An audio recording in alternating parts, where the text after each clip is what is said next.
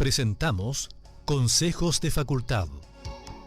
Una mirada certera sobre diferentes temáticas, con la conducción de Jaime Lobo Cisternas, decano de la Facultad de Ingeniería y Negocios de la Universidad Adventista de Chile.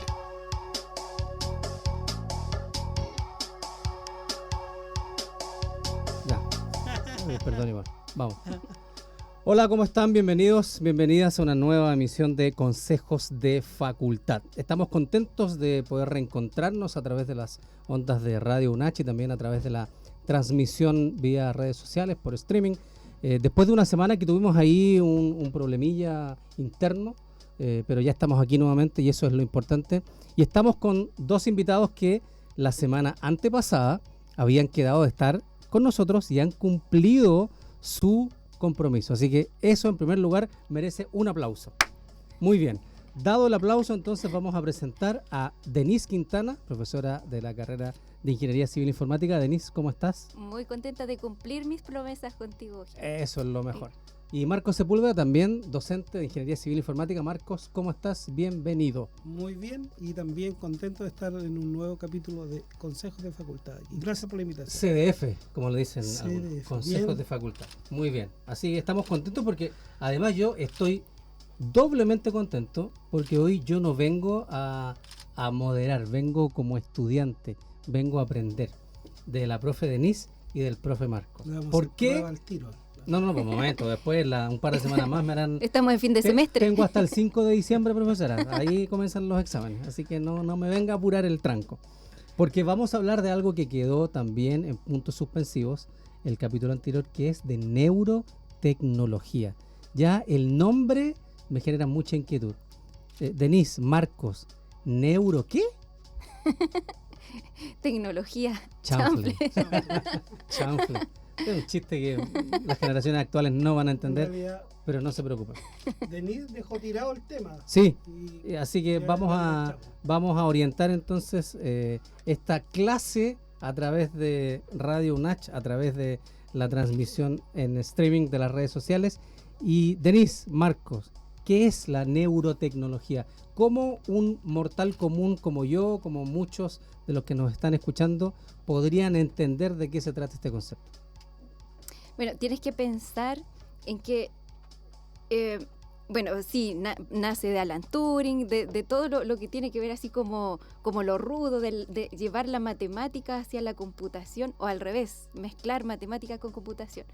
Pero en algún momento que ya se logra poder programar, empiezan a pensar, bueno, podemos hacer que funcione como un cerebro, podemos hacer que funcione como una persona. Por ahí algunos detractores decían, bueno, si vamos a hacer algo, hagamos algo que no se parezca tanto al humano. Y apareció toda una línea de inteligencia artificial que estaba enfocado en lo bioinspirado, inspirado en cómo funcionan las hormigas, cómo trabajan las abejas. Entonces, toda esa línea... Pero no inspirado en la conducta del ser humano. Claro, ya. Pero por otro lado, otros dijeron, pero nuestro cerebro es una cosa impresionante. ¿Sí?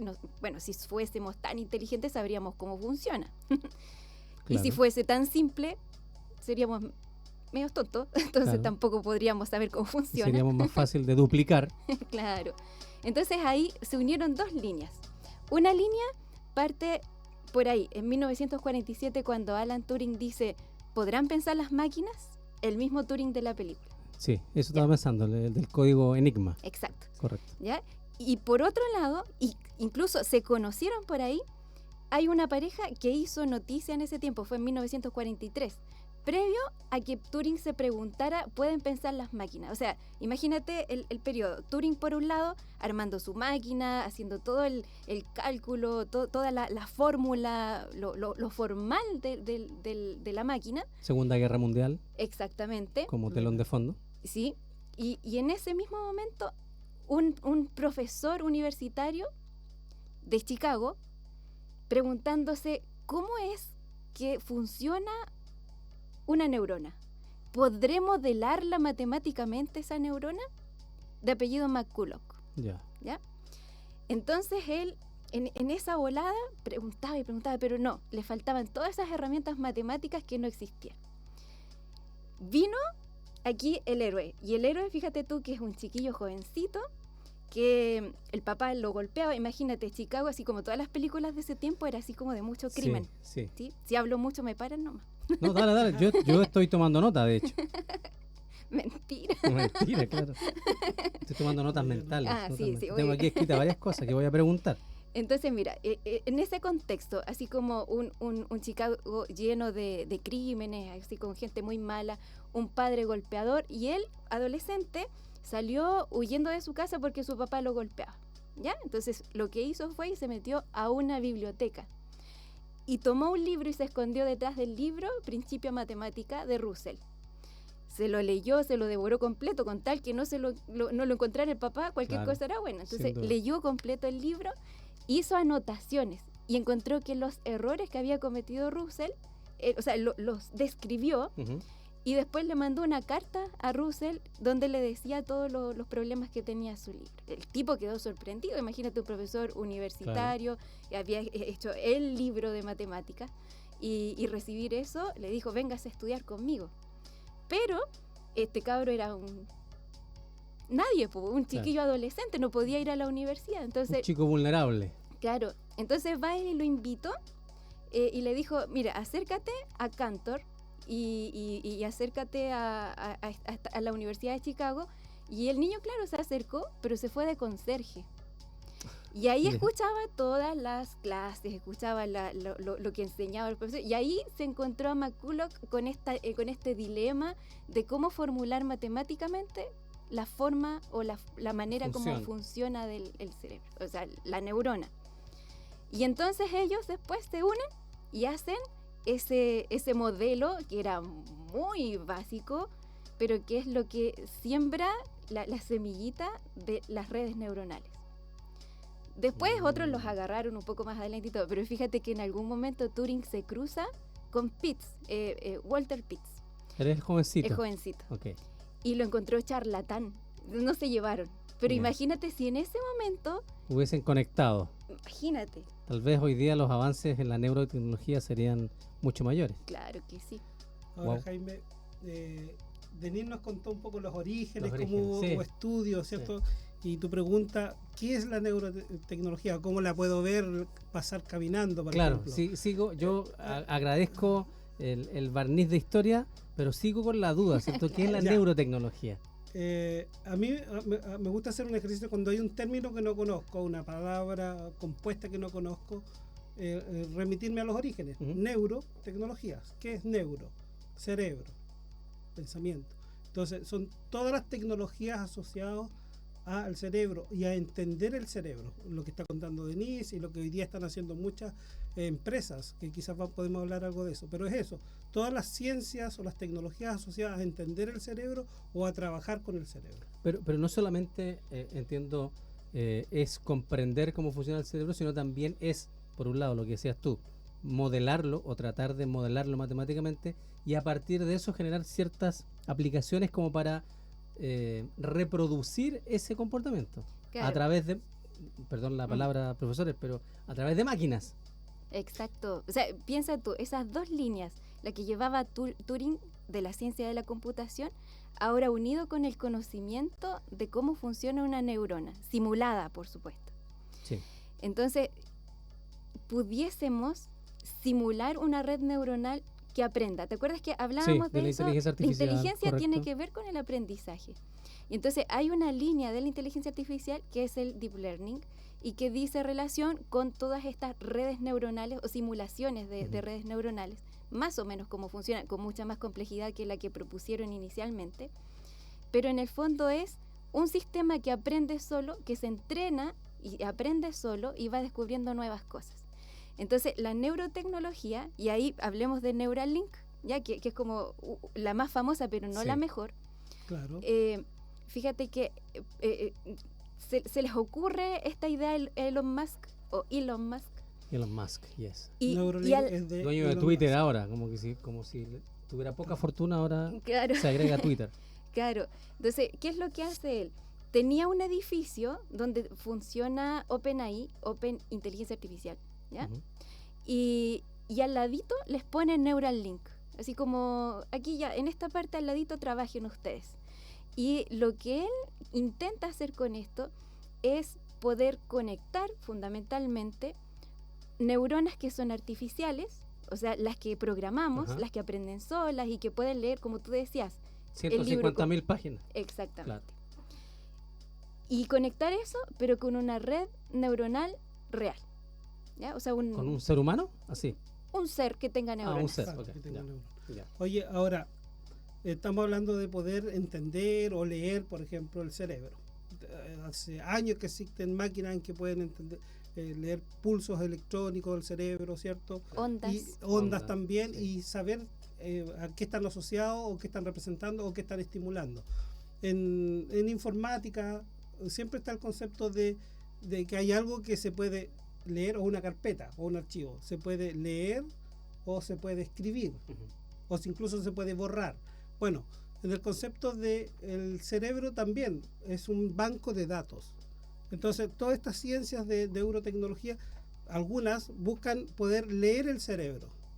Pero ¿y si aplicamos el concepto que recién le estoy diciendo, de poder leer y también poder escribir? Entonces las neurotecnologías también tienen que ver con eso, ser capaz de leer tu cerebro o entender una realidad del cerebro o saber de repente qué está pasando en el cerebro, qué estímulos, pero también está interesante, a lo mejor, ¿qué pasa si yo puedo escribir algo o puedo mandar impulsos al cerebro para lograr un estímulo X?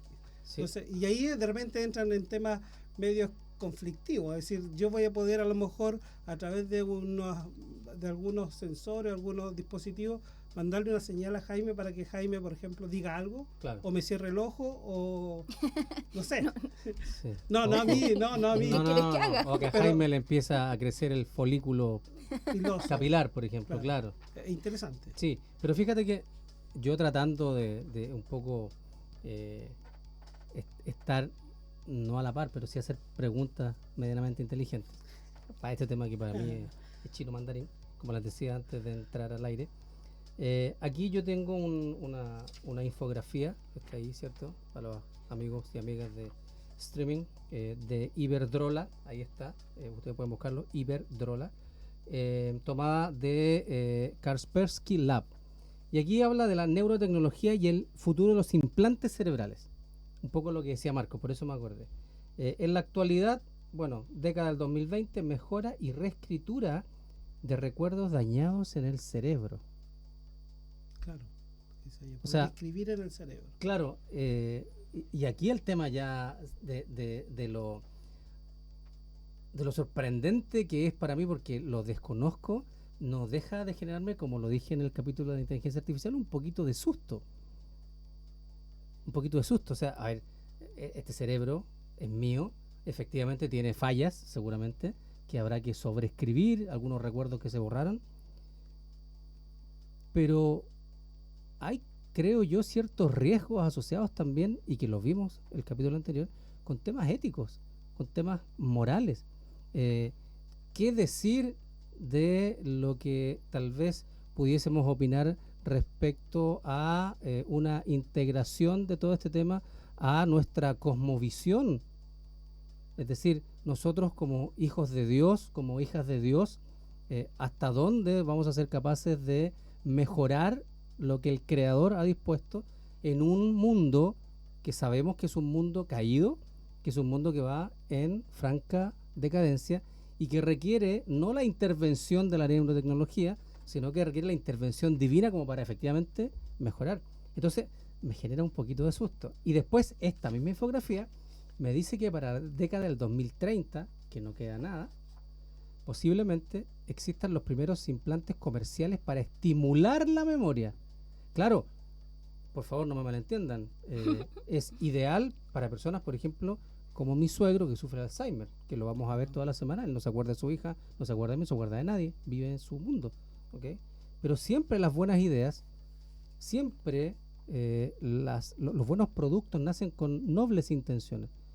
Pero finalmente el corazón del hombre, que es engañoso, como dice el profeta, ¿cierto?, en este libro que es la Biblia, lo lleva por otro lado. Y después el 2040, posiblemente manipulación de recuerdos, como la eliminación de los recuerdos infelices.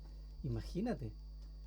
O sea, perdón, De película, ¿no? de película, claro. A mí déjenme con los recuerdos felices y también déjenme con los recuerdos infelices. Es parte de mi experiencia. Y es lo que te hace inteligente.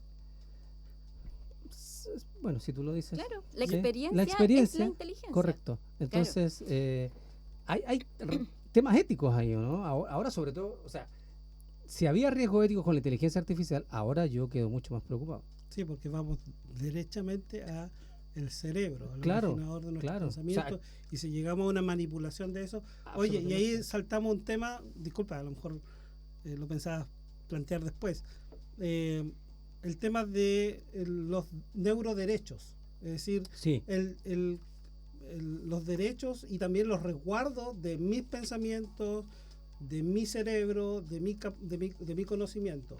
Y ahí hay un tema también que en Chile se ha hecho algo a nivel internacional también por la preocupación que tú dices, esa preocupación natural y esa necesidad también de alguna manera legislar sí. ante estos avances tecnológicos, ante estos avances y descubrimientos. Sí, y bueno, desarrollo. de hecho, Denise me propone aquí en la pauta también un concepto nuevo, neurodatos. Imagínate, neurotecnología, neurodatos. Claro, fíjate que pensando solo en datos, quienes se preocuparon demasiado previo al 2018 fue la Unión Europea. Entonces sacó después un reglamento general de protección de datos que trascendía su sola frontera porque tenían que resguardar los datos personales, ¿ya? Y sobre todo aquellos que son sensibles, el género, la religión, las tendencias, los gustos políticos, ¿no? ¿Cómo se dice?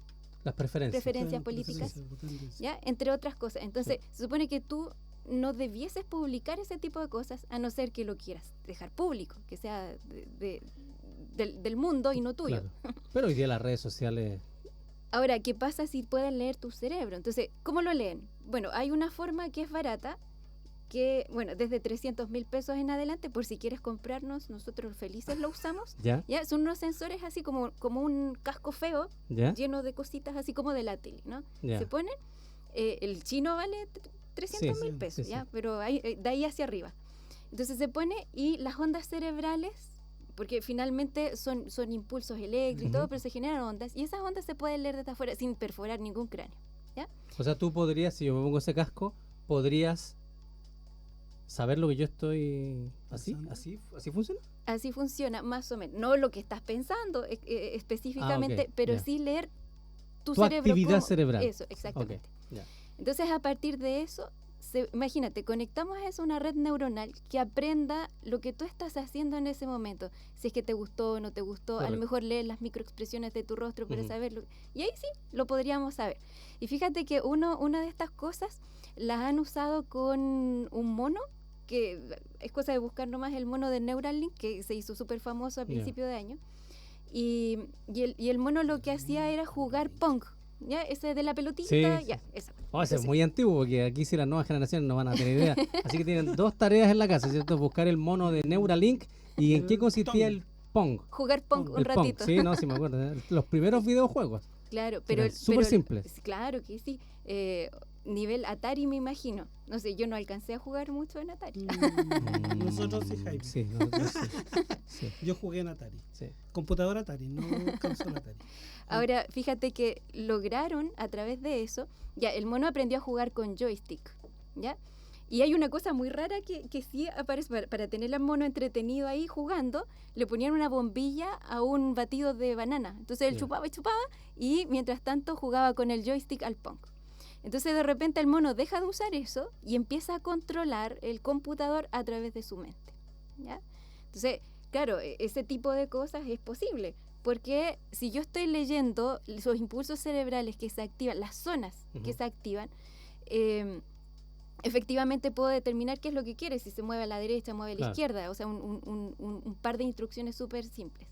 Entonces, eso por el lado de Neuralink. Ahora, Perdona. asunto es que hay que meterle cosas ahí al cerebro. Pero ¿quién controló a quién? Esa parte no me quedó clara en el El ejemplo. mono al computador. Ah, ok, ya. Sí. Ya. Sí, va en ese sentido, interfaz cerebro-computador. Ah, Si no ok. sería al revés. Sí, por eso ahí Sí, que... es como sensorizar en el fondo. Ya. Bueno, y fíjate que hicieron otro intento, pero desde la competencia del Neuralink, pero ahora sí con personas. Y eso fue el mes pasado. O sea, imagínate. sí, ahora en octubre, Y le pusieron la pata encima a, a Neuralink. a Elon Musk. Ah, ¿ya? bueno. Claro, pues se la ganaron. Bueno, la competencia es Synchron, ¿ya? Se escribe con Y.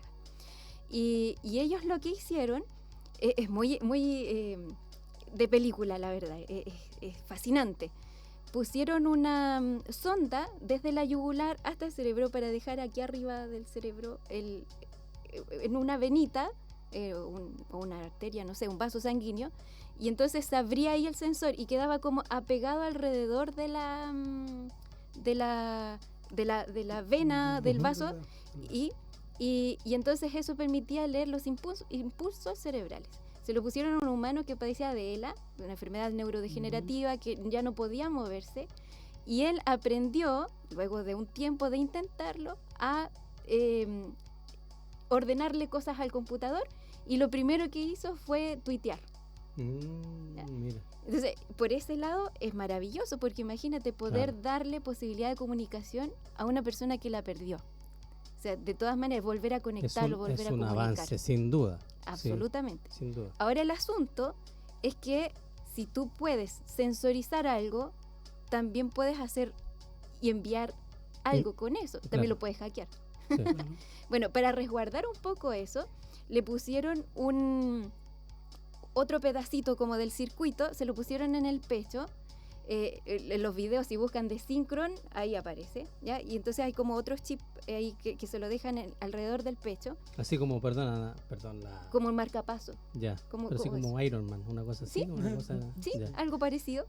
Que las ¿Ya? películas se están transformando en... Es como un marcapaso, en Claro, el fondo, como la una realidad. cosa así. Y ahí, bueno, ese dispositivo tiene Bluetooth, ¿ya? Entonces eso permite transmitir a lo que esté conectado. Entonces, Ya. claro, ¿te acuerdas que en algún momento, bueno, hace unos 5, un poco más, quizás años, se hizo súper potente el tema de Internet de las cosas? Sí. Entonces ahora plantean la otra cuestión, o sea, el Internet de las personas, el Internet del pensamiento, el Internet del cerebro, en el fondo. Bueno, de hecho, si nosotros pensamos que a través de dispositivos que pueden estar conectados a nuestro cerebro, y nuestro cerebro está conectado a través de dispositivos a una red, significa que nuestro cerebro está conectado a toda la red. Y ya nuestro cerebro pasa a ser parte de esa red de Internet, que es como la gran red, y a la cual hoy día uno le puede consultar a través de Google o cualquier aplicación también que le metan inteligencia artificial. Hoy día tú puedes consultar lo que se te ocurra, y además está contextualizado a tu necesidad, a lo que tú quieres. Entonces estaríamos diciendo que nuestros cerebros están conectados o son parte de esa gran red de Internet. De ahí la importancia entonces de la regulación. Absolutamente. Porque de hecho, durante estos días en que estuve buscando información, que entendí muy poco, la verdad, ¿cierto? Porque esto es un campo muy lejano al campo del auditor. Pero y es nuevo, o sea, es ahora. Imagínate. Claro. Y Elon Musk dijo que a fin de este mes iban a anunciar ellos lo que tenían, o sea, la vuelta de página que le están haciendo a Synchron. Claro. Entonces, sin duda, una tecnología disruptiva, pero que ahora está sucediendo, ¿te fijas? Jaime, y hablando de esas preocupaciones, el capítulo pasado donde estuvimos, yo también traje el dato de las disposiciones de la UNESCO respecto al busqué también, y nuestro país hace un año aproximadamente, en septiembre del año pasado, legisló. El Senado sacó un proyecto que habla sobre los neuroderechos. Los neuroderechos, correcto, yo también que lo tiene busqué. que ver un poco con la protección de la privacidad mental, el derecho a la identidad y a la autonomía personal, derecho al libre albedrío, el concepto que nosotros como cristianos utilizamos bastante, el libre albedrío y autonomía personal, derecho al acceso equitativo a la aumentación cognitiva, es decir, poder aprender, poder acumular conocimiento en tu cerebro. Eso Chile ha sido, digamos, un pionero en legislar habla sobre del respeto a la vida. neuroderechos. Sí, habla del respeto a la vida también. Entonces es interesante saber que en Chile ya este tema está abordado. Bueno, Que de incluso se ha legislado sobre, entendiendo que es un campo que se está abriendo nuevísimo. y se va a desarrollar. Sí. Sí, yo aquí, dentro de las cosas que rescaté, somos el primer país del mundo que consagre en su constitución la protección de los neuroderechos, gracias a una reforma constitucional que, como ustedes decían, se aplicó recientemente. Lo que creo que también sigue marcando precedentes respecto, permítame el concepto, de la marca Chile. Chile es, a pesar de todas las dificultades, Chile es extraordinario. No estamos en el mundial de fútbol, pero ese es un detalle menor, minúsculo. Pero claramente hay avances aquí, estamos muy adelantados en ciertas materias y aquí creo que también estamos dando pasos bastante certeros para un tema que, como dice Denise, es extremadamente nuevo y que, claro, lo nuevo al comienzo genera un poquito, tal vez, como en mi caso, de temor, pero yo quisiera agradecerles porque, como yo siempre les digo, aquí adentro el tiempo vuela. Agradecer a Denise, a Marcos, porque creo que nos han traído o me han traído un poquito más de tranquilidad, pero como dice Denise, creo que hay que seguir investigando este tema, así que no se sorprendan si los volvemos a invitar en alguna otra No voy a emisión. decir nada más. No, nada más, porque si no, claro. Tira el próximo tema. No, tranquilo, lo conversamos ahí fuera en la reunión de pauta. Ok. Bueno, Marcos, muchas gracias por acompañarnos. Denise, Bien, gusto. gracias por acompañarnos. A quienes nos oyen por Radio Nacha, quienes están aquí en las redes sociales, en el streaming también, gracias por estar ahí. Cualquier consulta, por favor, la hacen a través ahí de las redes sociales y encantados los profesores la van a responder, pues yo sería incapaz de responder algo de esto. Que Dios les bendiga, cuídense, nos vemos. Nos encontramos la próxima semana en otro capítulo de Consejos de Facultad, si Dios así lo permite. Nos vemos. Chau. No sé.